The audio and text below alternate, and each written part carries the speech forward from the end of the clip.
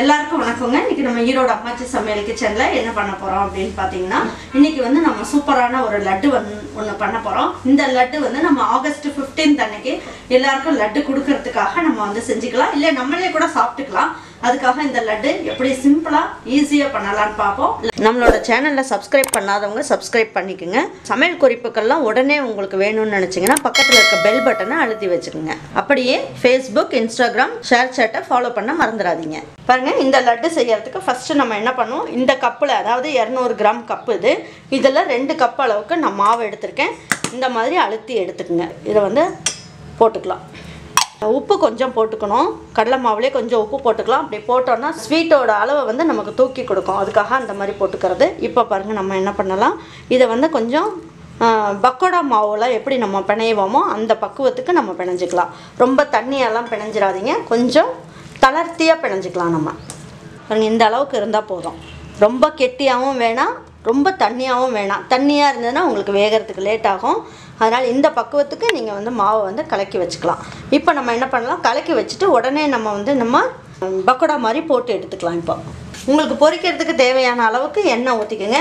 இப்போ இது வந்து நல்லா கூடுதல் டேஸ்ட் வேணும், நெய் பிடிக்கும் அப்படின்றவங்க நீங்கள் என்ன பண்ணுங்கள், இதில் 2 ஸ்பூன் நெய்யை வந்து இதில் போட்டுக்கலாம். இதை வந்து இந்த நெய்யை இதில் நல்லா கலக்கி விட்ருங்க. எல்லாம் ஒன்றா சேர்ந்து நல்லா வந்து உங்களுக்கு காயணும். இப்போ பாருங்கள், கையில் வந்து தண்ணியை வச்சுக்கோங்க. தண்ணியை வச்சுட்டு நீங்கள் என்ன பண்ணுங்கள், சின்ன சின்னதாக நீங்கள் பக்கோடா மாதிரி போட்டுக்குங்க. சின்ன சின்னதாக போட்டுக்குங்க. எந்த சைஸ் வேணால் போட்டுக்கலாம். இதுக்கு சைஸ் எல்லாம் ஒன்றும் கிடையாது.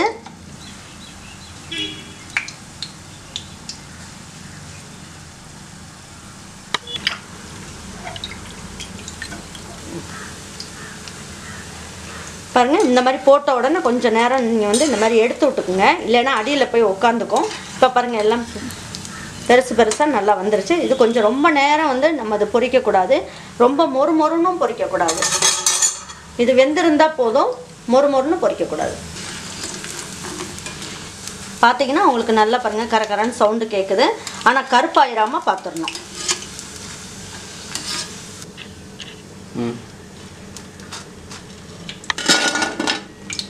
இந்த அளவுக்கு நீங்கள் வந்து எல்லாமே பொரிச்சு எடுத்துக்கோங்க. பாருங்கள், எண்ணெய் சுத்தமாக இல்லை. பாருங்கள், இது பார்த்தீங்கன்னா நல்லா உள்ளெல்லாம் நல்லா வெந்திருக்கும். இந்த அளவுக்கு வெந்திருந்தால் போதும். இப்போ நம்ம என்ன பண்ணலாம், இதை எடுத்து ஒரு மிக்ஸி ஜாரில் போட்டு நல்லா பொடிச்சிக்கலாம், தூள் பண்ணிக்கலாம். பாருங்கள், இந்த மாதிரி நல்லா பொடிச்சு எடுத்துக்கோங்க. பொடிச்சு எடுத்துக்கிட்டிங்கன்னா உங்களுக்கு கரெக்டாக இருக்கும். பாருங்கள், நல்லா பூவாக நல்லா தூள் மாதிரி ஆயிடுச்சு. பாருங்கள், இந்த மாதிரி இருந்தாலே நல்லாயிருக்கும். பாருங்கள், இந்த மாவு வந்து நல்லா சாஃப்டாக சூப்பராக இருக்குது. இப்போ சர்க்கரை பார்த்தீங்கன்னா 1.25 கப் அளவுக்கு சர்க்கரை எடுத்துக்கணும். இந்த கப்புலேயே 1.25 அளவுக்கு சர்க்கரை எடுத்துக்கணும். இதில் 1/4 டம்ளர் அளவுக்கு தண்ணி எடுத்துக்கோங்க. 1/4 டம்ளர் அளவுக்கு எடுத்துட்டிங்கன்னா உங்களுக்கு கரெக்டாக இருக்கும்.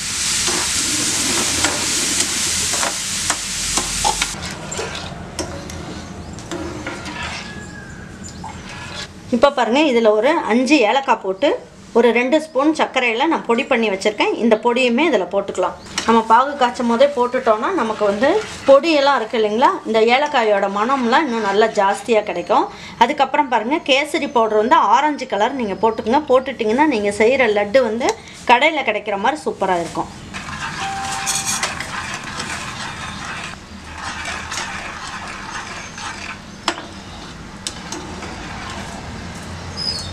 சர்க்கரை வந்து நல்லா கரைஞ்சிட்டு கம்பி பாகாக வரணும், அந்த அளவுக்கு எடுத்துக்கணும். நீங்கள் கையை வந்து கொஞ்சம் ஈரம் பண்ணிக்கோங்க. ஈரம் பண்ணிவிட்டு நம்ம இந்த பாகை வந்து கொஞ்சமாக எடுத்து கையில் பார்க்கணும். பார்த்தீங்கன்னா உங்களுக்கு வந்து கம்பி பாகு வரணும். பார்த்தீங்கன்னா உங்களுக்கு கம்பி பாகு இருக்குது பார்த்தீங்களா, இந்த மாதிரி இருந்தாலே கரெக்டான பக்குவம். இப்போ நீங்கள் ஸ்டவ்வை ஆஃப் பண்ணிடுங்க. இப்போ நம்ம பொடிச்சு வச்சுருக்கோம் இல்லைங்களா, அந்த பொடியை வந்து அந்த கடலை மாவை வந்து பொடிச்சு வச்சுருக்கதை இதிலையே போட்டுக்கலாம்.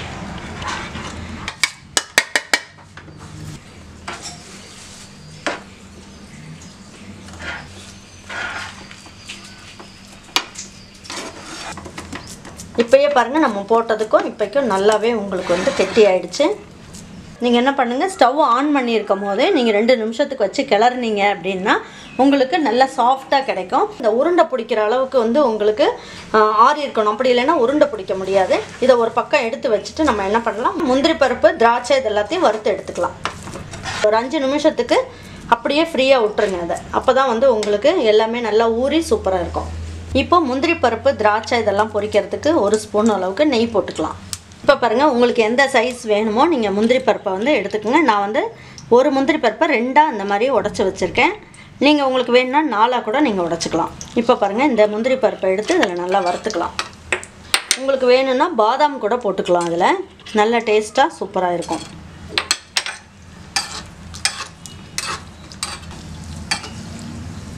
பாருங்கள், முந்திரி பருப்பு நல்லா வறுத்தாச்சு.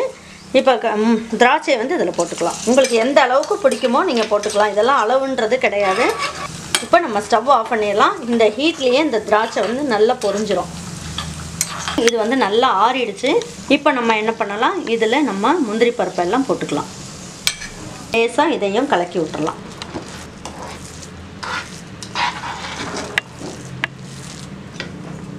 அப்புறம் பாருங்கள், இது வந்து இந்த லட்டு வந்து நல்லா டேஸ்ட்டாக கொடுக்கறதுக்கு ஒரு சீக்ரெட் இருக்குது. என்னன்னு பார்த்தீங்கன்னா, கிராம்பு இருக்குது இல்லைங்களா, கிராம்பு வந்து உங்களுக்கு டேஸ்ட் பிடிக்கும்னா நீங்கள் இன்னும் ஒரு 4 கிராம்பு கூட போடலாம். ஆனால் இந்த ஃப்ளேவருக்கு அப்படின்னு பார்க்கும்போது ஒரே ஒரு 2 கிராம்பை எடுத்து நல்லா பொடியாக தூள் பண்ணிவிட்டு இதை அப்படியே தூவி விட்டுக்கலாம். பாருங்கள், இப்போ வந்து இந்த கிராம்பு வந்து நம்ம வாயில் படக்கூடாது. ஆனால் இதோட வந்து ஃப்ளேவர் வந்து இதில் நல்லா பிடிக்கணும். அதுக்காக என்ன பண்ணணும், பெருசாக இருக்கிறதெல்லாம் நீங்கள் எடுத்துருங்க. எடுத்துகிட்டு இந்த மாதிரி தூளாக இருக்கிறதெல்லாம் நல்லா கையில் வச்சு நல்லா அப்படி பொடிச்சு இப்படி போட்டுக்குங்க. போட்டுட்டு நீங்கள் வந்து லட்டு பிடிச்சிங்கன்னா ரொம்ப அருமையான டேஸ்ட் இருக்கும். முந்திரி பருப்பு எல்லாமே போட்டதுக்கப்புறம் நம்ம வந்து ஒரு 20-25 நிமிஷம் அப்படியே ஆற விட்டுறணும். ஆற விட்டதுக்கப்புறம் நீங்கள் லட்டு பிடிச்சிங்கன்னா உங்களுக்கு கடையில் கிடைக்கிற மாதிரியே மோத்தி லட்டு ரொம்ப அருமையாக கிடைக்கும். பாருங்கள், நெய் வந்து கொஞ்சமாக தடவிக்கிங்க. கையில் தடவிக்கிட்டு ஒரு முந்திரி பருப்பு வச்சுக்கோங்க, ஒரு திராட்சை எடுத்து வச்சுக்கோங்க.